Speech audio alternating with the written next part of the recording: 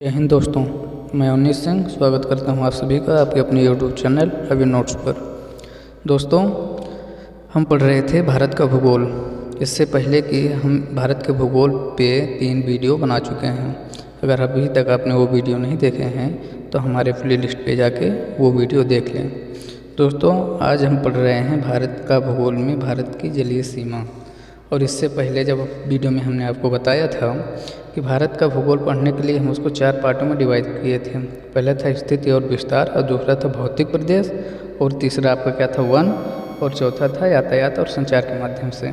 तो इससे पहले की वीडियो में हम स्थिति और विस्तार और भारत की स्थलीय सीमा किन किन देशों से लगी हुई है और किन किन राज्यों से लगी हुई इसके बारे में यहाँ बात कर ली थी। तो चलिए आज देखते हैं भारत की जलीय सीमा।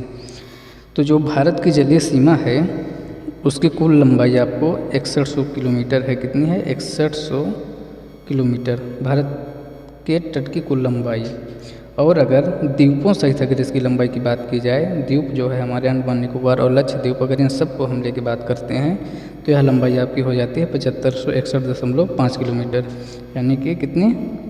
7516.5 किलोमीटर हो जाती है। चलिए दोस्तों, बात करते हैं कि जो है भारत के जो है समुद्र तट से कितने राज्य लगे हुए हैं। तो आपको बता दें कि 9 राज्य जो है भारत के जलीय सीमा से लगे हुए हैं। और आपको ये पता ही है कि भारत हमारा क्या है, एक प्रायद्वीपीय है। प्रायद्वीप अर्थ क्या होता है कि ऐसी आकृति जो 3 ओर समुद्र से घिरी हो, यानी जल से घिरी हो, और एक ओर से भूभाग से घिरी हो। तो भारत हमारा ऐसा ही है कि आप जहाँ तक देख पा रहे होंगे इस नक्शे में कि इसके 3 ओर क्या है, पानी है, और ऊपर की ओर क्या है, स्थल है। तो इसलिए भारत को क्या बोलते हैं, प्रायद्वीपीय बोलते हैं। तो इसके जो 9 राज्य लगे हुए हैं ये उनकी बात कर लेते हैं। तो 9 राज्य कौन कौन से हैं? आपका एक हो गया गुजरात, उसके बाद महाराष्ट्र, उसके बाद गोवा, और गोवा के बाद आपका क्या आता है, उसके नीचे आपका है कर्नाटक, और उसके बाद केरल, फिर तमिलनाडु, फिर आंध्र प्रदेश, फिर उड़ीसा और पश्चिम बंगाल। ये आपके 9 राज्य लगे हुए हैं। अब इनको याद भी करना होगा तो आपको मैप में अच्छे से याद कर सकते हैं। पहला क्या है, पहला आपके यहाँ पे है गुजरात, उसके बाद है महाराष्ट्र, उसके बाद ये छोटा सा यहाँ पे पड़ जाता है क्या, गोवा, उसके बाद कर्नाटक, उसके बाद फिर यहाँ पे केरल है, और इधर है आपका तमिलनाडु, उसके बाद आंध्र प्रदेश, उसके बाद उड़ीसा, और उसके बाद पश्चिम बंगाल। ये 9 हैं। तो आप इधर पश्चिम साइड में इधर 5 याद कर लीजिए, और उस साइड कितने हो गए, 4। तो टोटल कितने 9 राज्य लगे हुए हैं? 9 राज्य लगे हुए हैं। तो दोस्तों, हमने बताया कि कितने राज्य लगे हुए हैं, 9 राज्य लगे हुए हैं। तो उनको याद करने के लिए आप ऐसे याद कर लीजिए ना कि इधर जो है पहला आपका गुजरात, वो सबसे बड़ा है, गुजरात हो गया। उसके नीचे आपका क्या है, महाराष्ट्र है। तो महाराष्ट्र 2 बड़े बड़े हो गए पश्चिमी साइड। उसके बाद गोवा जो है आपका छोटा सा है, तो उसको छोटा सा है वो याद रहेगा। उसके बाद आप फिर नीचे आएंगे तो उसके बाद कर्नाटक मिलता है, और उसके बाद केरल। तो आप ऐसा समझ लीजिए 2 बड़े बड़े और बीच में एक छोटा, 5 ही याद हो जाएंगे। उसके बाद आप पूर्व साइड आएंगे तो उसके बाद आपको क्या मिलेगा, तमिलनाडु मिलेगा, तमिलनाडु। और उसके बाद क्या है, आंध्र प्रदेश, उसके बाद आंध्र प्रदेश, उसके ऊपर आप जाएंगे तो उड़ीसा मिल जाता है, और उसके बाद पश्चिम बंगाल। तो आप इसको अच्छे से याद कर लीजिएगा। और क्वेश्चन यहाँ से भी पूछता है कि भारत मतलब सबसे लंबी सीमा किसके साथ बनाता है और सबसे छोटी सीमा किसके साथ बनाता है। तो आपको बता दें कि सबसे लंबी सीमा आपकी गुजरात के साथ बनती है, उसके बाद आंध्र प्रदेश के साथ बनती है, आंध्र प्रदेश के साथ, उसके बाद जो है आपका तमिलनाडु के साथ बनती है। तो आपको ये तीनों याद रखना पड़ेगा, क्योंकि कभी कभी आपको गुजरात नहीं ऑप्शन में मिलेगा तो आंध्र प्रदेश करना होगा, वो भी नहीं मिलेगा तो तमिलनाडु करना पड़ेगा। इस तरह से हम चलिए देख लेते हैं कि सबसे छोटा सीमा किसके साथ बनाता है। सबसे छोटे में आपको पता है कि गोवा आपका सबसे छोटा है, तो पहले नंबर पे आपका गोवा हो जाएगा, उसके बाद क्या हो जाएगा, पश्चिम बंगाल हो जाएगा, और उसके बाद कर्नाटक हो जाएगा। ये दोनों पॉइंट आप अच्छे से याद करिए, रखे रहिएगा, क्योंकि क्वेश्चन यहाँ से हमेशा बनते ही रहते हैं कि सबसे लंबी सीमा किस राज्य के साथ है, सबसे छोटी सीमा किस राज्य के साथ है। तो आप ये याद रखिएगा।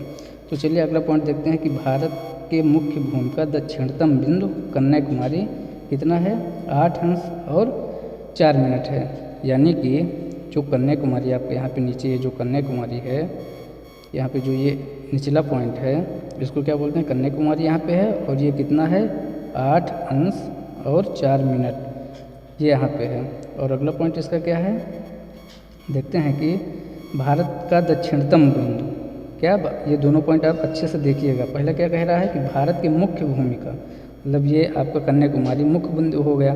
और दूसरा क्या करें, भारत का दक्षिणतम इंदिरा पॉइंट, पिग्मेलियन पॉइंट या पार्सन पॉइंट जो आपका अंडमान निकोबार पे है उसी को बोलते हैं इंदिरा पॉइंट। तो वो कितना है, 6 अंश और 4 मिनट वो वहाँ पे है।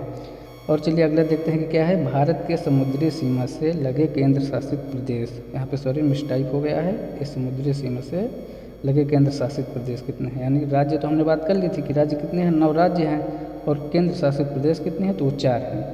चलो उनको भी देख लेते हैं कौन कौन सा है। एक हो गया अंडमान निकोबार द्वीप समूह, इसके बाद आपका हो गया लक्षद्वीप, एक हो गया पुदुचेरी, और चौथा क्या हो गया, दमन द्वीप और दादर नागर हवेली।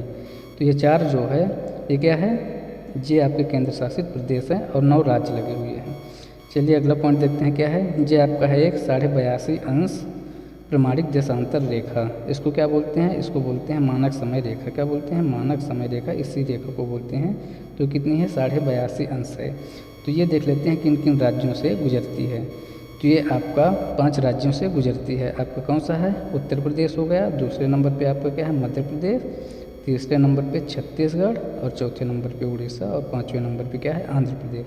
तो इनको भी अच्छे से याद करिएगा, याद रखिएगा कि कौन कौन से राज्यों से प्रमाणिक रेखा यानी कि मानक समय रेखा जो है, लॉन्गिट्यूड बोलते हैं, वो गुजरती है। तो ये जो है उत्तर प्रदेश से इलाहाबाद के पास मिर्ज़ापुर है, वहाँ से ये गुजरती है। इसको हमें सब याद रखिएगा, टेट में कई बार ये पूछ चुका है। चलिए अगला देखते हैं कि केंद्र शासित प्रदेश कितने हैं। तो आप सभी को पता है कि कितने हैं केंद्र शासित प्रदेश, 8 हैं। 8 में कौन कौन से हैं, पहले देख लेते हैं स्थलबद्ध, यानी कि जो लगे हुए हैं ज़मीन से, स्थल से लगे हुए हैं, उनको देख लेते हैं। तो पहला आपका क्या हो गया, दिल्ली, उसके बाद चंडीगढ़, उसके बाद लद्दाख और जम्मू कश्मीर। ये 4 जो है किससे लगे हुए हैं, स्थल से, यानी कि ज़मीन से लगे हुए हैं। उसके बाद देख लें समुद्री तटीय, यानी कि जो तट पे लगे हुए हैं, यानी कि तटीय हैं, जैसे कि आपका गुजरात हो गया था, तो वैसे ही आपका एक क्या है गया, दमन द्वीप, दादर नागर हवेली, और एक हो गया पुडुचेरी, जो कि तमिलनाडु में पड़ता है। कहाँ, ये तमिलनाडु में पड़ता है। और ये दमन द्वीप, दादर नागर हवेली ये गुजरात के नीचे साइड पड़ जाता है। चलिए अगला देखते हैं कि द्वीपीय। द्वीपीय यानी कि जो पूरी तरह से चारों तरफ से पानी से घिरे हुए हैं, उनको बोलते हैं द्वीपीय। तो उसमें कौन कौन से है, उसमें है एक लक्षद्वीप हो गया, एक अंडमान निकोबार द्वीप समूह हो गए। तो ये 8 आपके क्या हो गए, 8 आपके केंद्र शासित प्रदेश हो गए। और आपको ये भी बता दिए कि कौन कौन से केंद्र शासित प्रदेश जो है समुद्री सीमा बनाते हैं, और भारत के कुल कितने राज्य जो हैं वो समुद्र से लगे हुए हैं। चलिए दोस्तों, थोड़ा सा हम इनको सबको मैप के बारे में समझ लेते हैं, मैप से कि कितने केंद्र शासित प्रदेश और कहाँ कहाँ पे हैं और किस किस जगह पे हैं। तो जैसे आपको दिख रहा होगा कि पहला क्या है, जम्मू कश्मीर, एक मिनट पहले सॉरी, यह है आपका ऊपर सबसे हो गया लद्दाख, उसके नीचे आपका जम्मू कश्मीर आ गया। फिर चंडीगढ़ जो है आपका ये हरियाणा के पास पड़ता है, और दिल्ली आपको सभी को पता है कि यूपी, यहाँ पे हमारा यूपी है, उसके बगल में क्या है, दिल्ली। उसके बाद आते हैं कहाँ पे, दमन द्वीप और दादर नागर हवेली। तो आपको बताए थे कि गुजरात के थोड़ा सा नीचे ये महाराष्ट्र से लगा हुआ है, कौन सा, दमन द्वीप और दादर नागर हवेली। इसके बाद आपका एक है पुदुचेरी। तो ये कहाँ है पुदुचेरी, यहाँ पे आपको बताया था कि तमिलनाडु है, तो तमिलनाडु में आपका पुदुचेरी है। और इधर आपका अंडमान निकोबार द्वीप समूह हो गया ये पूरा, ये आपका अंडमान निकोबार द्वीप समूह, और इधर आपका हो गया लक्षद्वीप। तो दोस्तों आशा करते हैं कि आपको समझ में आया हो, और जो ना आया हो तो आप कमेंट सेक्शन पे आप कमेंट करके पूछ सकते हैं। आज की वीडियो में बस यहीं तक। अगले वीडियो हम भारत के जो है भौतिक प्रदेश यानी कि उसको किन किन भागों में बांटा गया है उन सब के बारे में बात करेंगे। तब तक के लिए धन्यवाद।